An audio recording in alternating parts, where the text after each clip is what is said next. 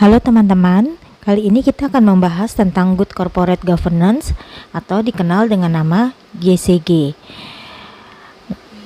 Pada pembahasan kali ini, kita akan mulai dengan teori dan konsep Corporate Governance. GCG sendiri terdiri dari kata good yang artinya baik atau dapat diterima dan corporate governance yang artinya adalah tata kelola. Jadi dapat disimpulkan good corporate governance adalah prinsip yang mengarahkan dan mengendalikan perusahaan agar mencapai keseimbangan antara kekuatan dan kewenangan perusahaan di dalam memberikan pertanggungjawaban jawabnya kepada shareholder secara khusus dan kepada stakeholder secara umum. Good corporate governance yang dimaksud agar supaya tata kelola perusahaan menjadi lebih baik sehingga bisa meminimkan praktek-praktek kecurangan dan juga meminimkan manajemen yang dianggap tidak efektif dan tidak efisien sehingga bisa berpotensi merugikan pihak lain.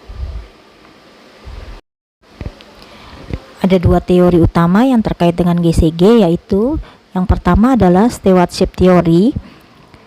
Stewardship theory memandang manajemen sebagai yang dapat dipercaya untuk bertindak dengan sebaik-baiknya bagi kepentingan publik dan stakeholder. Yang kedua adalah agency theory. Agency theory yang dikembangkan oleh Michael Johnson memandang bahwa manajemen perusahaan sebagai agent bagi para pemegang saham dan akan bertindak dengan penuh kesadaran.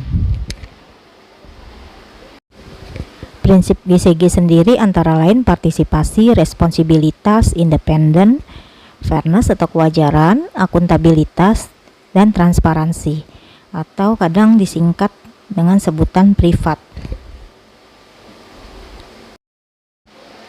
Adapun konsep GCG adalah wadah GCG dalam bentuk organisasi seperti perusahaan, organisasi sosial, dan organisasi pemerintahan. Model daripada GCG merupakan satu sistem, proses, dan seperangkat peraturan termasuk prinsip-prinsip serta nilai-nilai yang melandasi praktek bisnis yang sehat.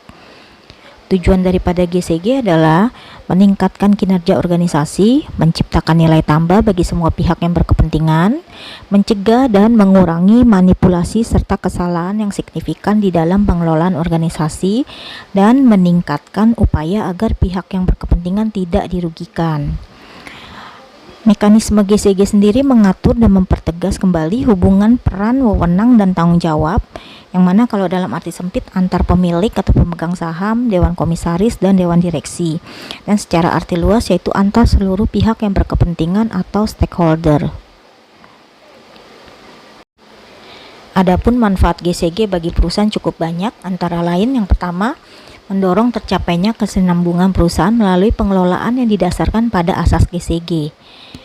Kedua, GCG membuat organ perusahaan yang terdiri dari dewan komisaris, direksi, dan rapat umum pemegang saham dapat berfungsi secara berdaya, optimal, dan mandiri.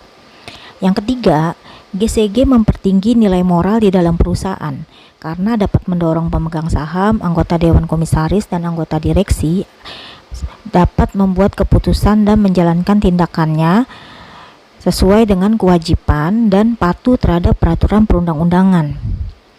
Yang keempat, GCG menumbuhkan dan mendorong munculnya kesadaran dan tanggung jawab sosial perusahaan terhadap masyarakat. Yang kelima, GCG mendorong upaya menjaga kelestarian lingkungan terutama di sekitar lokasi operasional perusahaan.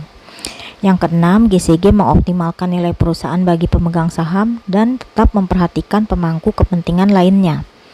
Dan yang ketujuh, GCG meningkatkan daya saing perusahaan secara nasional maupun internasional, sehingga meningkatkan kepercayaan pasar yang dapat meningkatkan kesempatan masuknya arus investasi.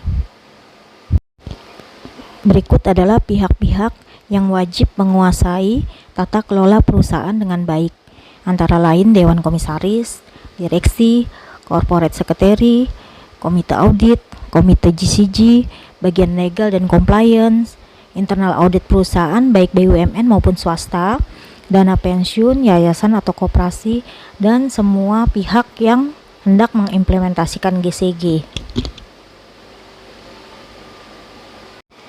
Demikian pembahasan kita kali ini. Di pertemuan berikutnya kita akan membahas tentang kerangka daripada GCG.